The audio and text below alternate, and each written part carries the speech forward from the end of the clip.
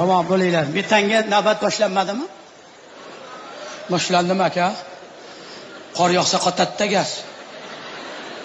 Gaz qotmaydi, kranniklari qotib qoladi. Ocha olmaydi. O'tgan yili ko'ruvdim vodiyni yo'lida. Mana o zapravkaga uchutga turgan Damas keyingi zapravkani oldi turibdi-da. Navbat kelib qolibdi desam, biz nariginga aka deydi. Qaysinga desam, o 5 kilometr pastda bor deydi. Qachon yetib borasiz? 5-6 kunda boraman deydi. Uyga bormayapsizmi? Sen uydagilar kelyapti aka deydi. Yo'q desam, xotinim 3 mahal ovqat olib kelyapti. Keyin cherezdin qolyapti men bilan deydi. Nimaga desam, chillalayman, yaqinda uylanganman aka deydi. Men aytdim, shu zapravkaga kirishda oson yo'lni aytaymi? Desam, tanishingiz bormi aka deydi.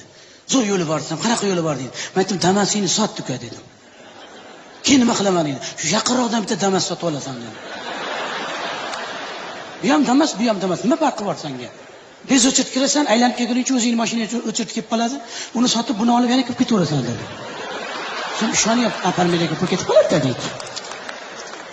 Tas aytadi, mashinangizga gaz qo'yib beraymi deydi. Men aytdim, mashinaga gaz qo'ysa uyat bo'lsa kerak desam, aka, benzin 10 mingdan oshib ketdi, samolyotga ham gaz qo'yyapmiz deydi. Qayerga qo'yasizlar buni desam, orqasiga olib tashlab bitta qo'yamizda, ana zapaska balonni olib tashlab bitta qo'yamanda, ikkalasini sal bu yoqqa surib yana bitta qo'yaman. 3 ta gaz ballon qo'yib beraman mashinangizga deydi. Men aytdim, undan ko'ra bitta katta gaz ballonga 4 ta g'ildirak qo'yib bering aka dedi. Men zaqib ketaveraman, mana shuni o'tirib olay. Zapravka polni. Portlasa ham bir marta portlaydi.